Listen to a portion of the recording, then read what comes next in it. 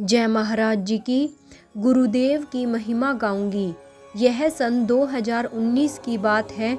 मेरे पति को ब्रेन स्ट्रोक हो गया था, जिसके कारण वे कोमा में चले गए थे। डॉक्टर ने कहा, आप इन्हें घर ले जाइए, घर में ही इनकी सेवा कीजिए और बाकी सब कुछ भगवान पर छोड़ दीजिए। अब मेरे पति की सेवा सुश्रू घर पर ही होने लगी।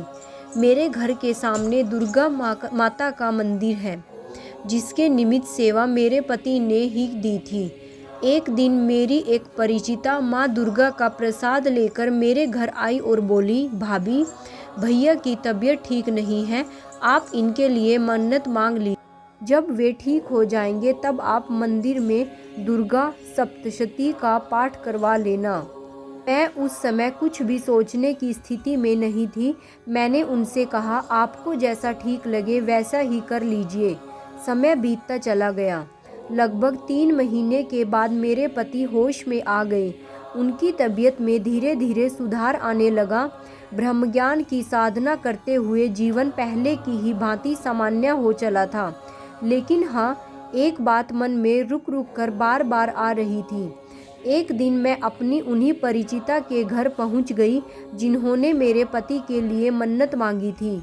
मैंने उनसे कहा कि आपने मेरे पति के लिए माँ से मन्नत मांगी थी ना, अब आप मेरी ओर से वह पाठ करवा दीजिए। बस उन्हें इतना संदेश देकर मैं घर वापस लौट आई। उसी रात मुझे एक दिव्य स्वप्न आया। माँ दुर्गा का मंदिर है और उसमें माँ की एक छोटी सी मूर्ति सुशोभित है। वहाँ एक और मंदिर में दुर्गा सप्तशती का पाठ हो रहा था और दूसरी ओर मैं अकेली बैठी बहुत जोर जोर से रो रही थी।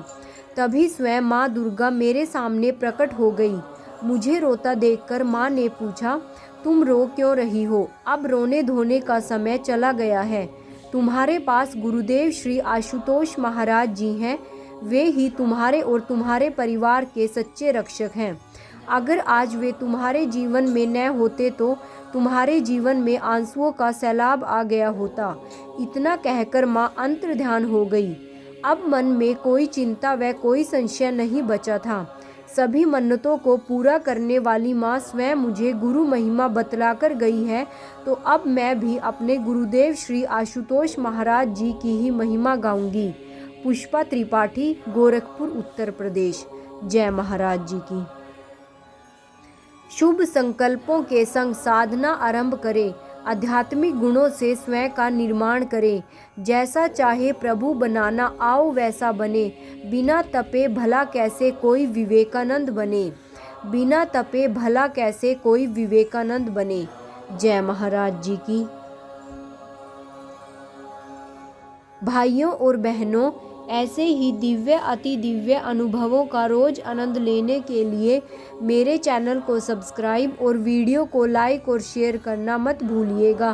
साथ में ही नोटिफिकेशन बेल को भी ऑन कर लीजिएगा, ताकि आगे आने वाली सभी वीडियोस की जानकारी आप तक समय रहते पहुंच सके।